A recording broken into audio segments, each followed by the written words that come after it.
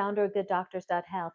And today we are talking about infertility. I have been having so many conversations now, most with young women.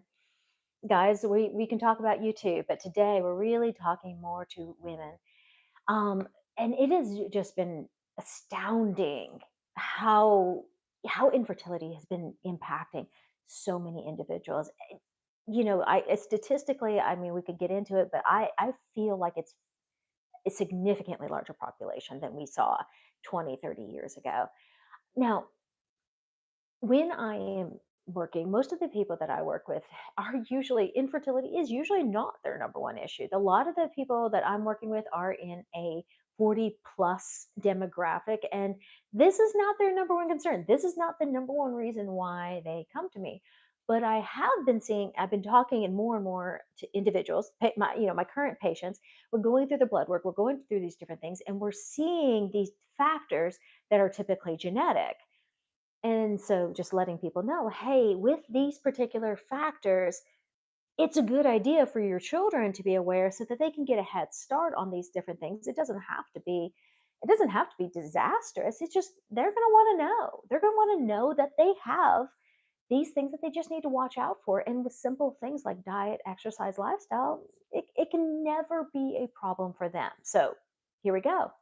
Well, as we are getting into a lot of these conversations, the next conversation has been how many, again, people in my age range whose children are really struggling with fertility. And so this has been one of the things that we've been diving into more and more because of the referrals. Then this is something I just really don't talk about it all that often. Can I just tell you one of the reasons why I've been hesitant to like really dive in hardcore on the issue of fertility is because it's been such a sensitive topic. Like I was warned so many times, it can be incredibly triggering. Just because people have been trying so hard for so long, um, and I thought about that, and whenever people were warning me about and I apologize if it is a very triggered topic. I really do apologize.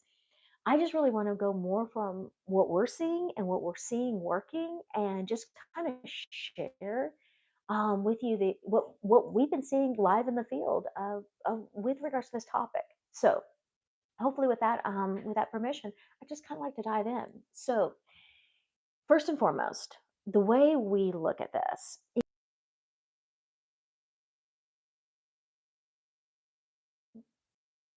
There we go. We're back. All right. Apologize about that pause there. So, with regards to when we're looking at fertility, we're looking at it from a whole person perspective, and it's not just like this one system that is malfunctioning.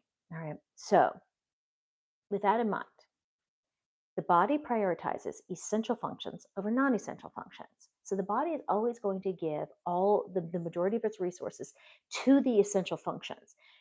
Your heart, your lungs, your liver, those are essential. Okay. And then it's going to deprioritize non-essential functions, the things that you can live without. So back to the things that we can definitely live without, it starts with your skin, hair, nails, and joints. Okay, that you like your hair, non-essential. So a lot of times, if you aren't getting what you need to maintain your physiology, your hair falling out is one of the first things. Nails start breaking off. You just start hurting all over with kind of these joint pain. But then when you get to organ systems, the most non-essential organ there is the reproductive system. It makes sense. Number one, you can live without it. Many women have had hysterectomies. Again, we don't want to live without our given organs, but you can live without them. Number two, in fact, in a depleted state, your reproductive system is the one that we don't want to operate. So think about it like this: from a survival mechanism, from a survival standpoint, the body is designed to protect the host, the mother first. Okay. So this is one of the reasons why I'm sure a lot of you have heard about this, where you have, female athletes who are getting down to very, very low body fat, and they will actually stop having a cycle.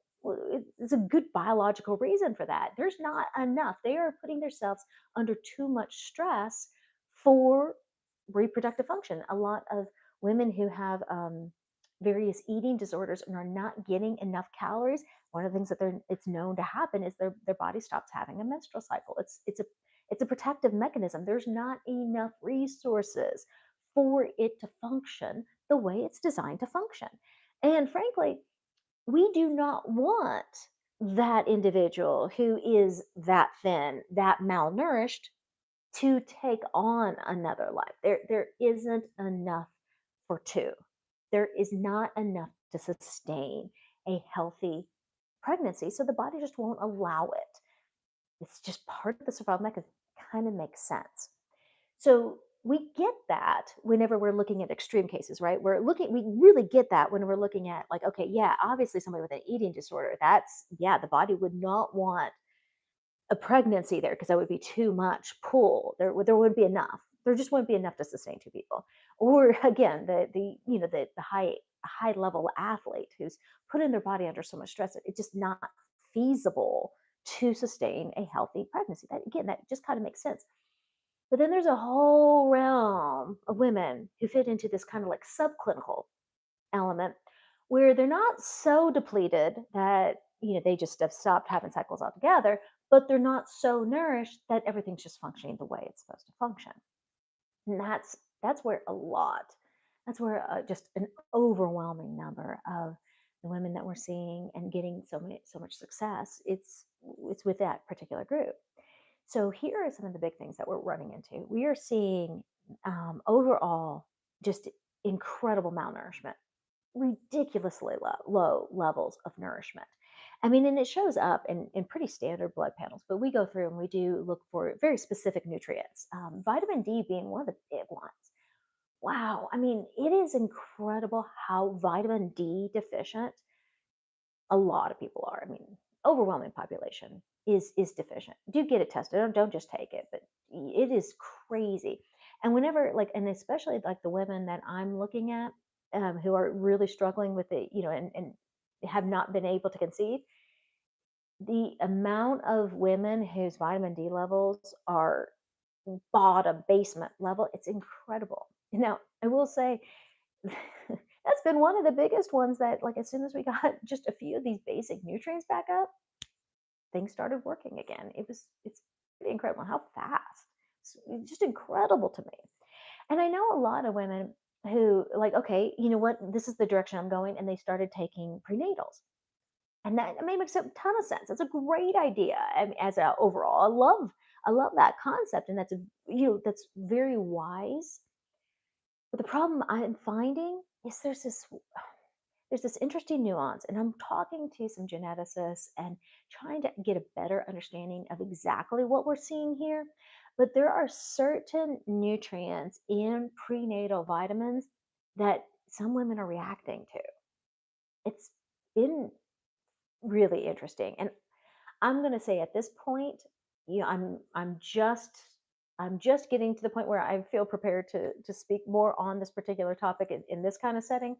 But just knowing and getting the prenatal that is right for that individual based on their specific markers.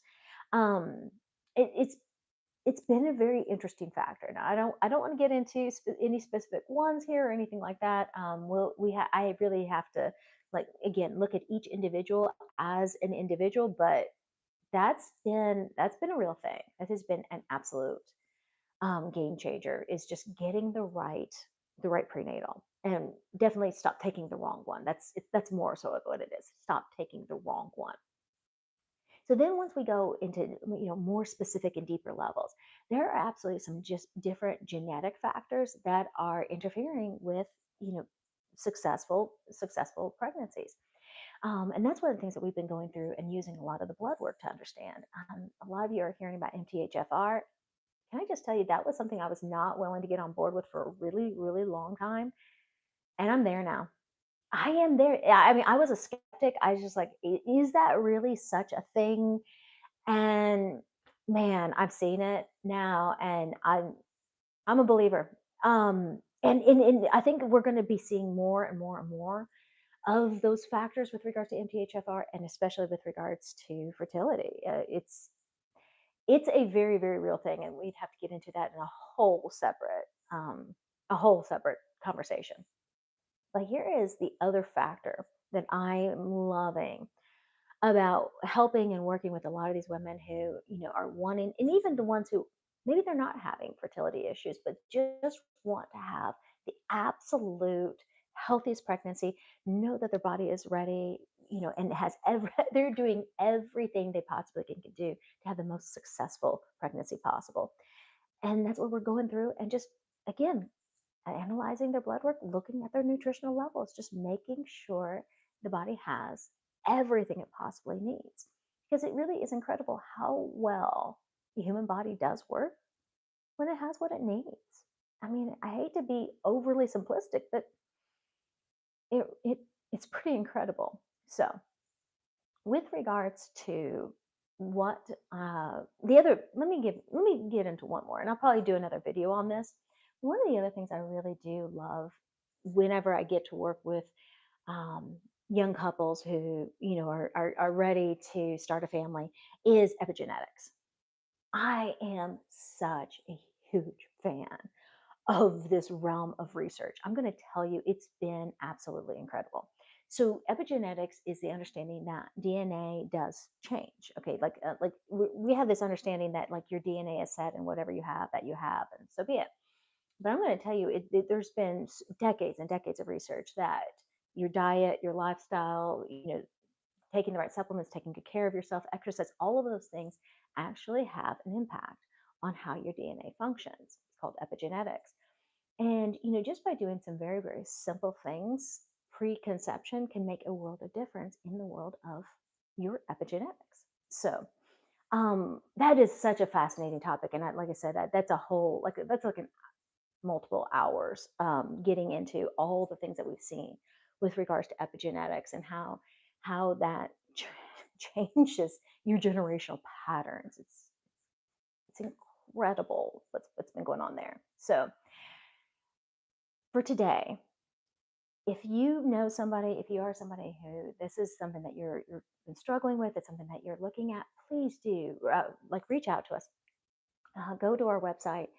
We offer free consultations. Like I said, we can just talk about what you've been doing, what you've been dealing with, see which way what makes the most sense for you and what you're trying to do for yourself and for your family and your future family. So I really do encourage you.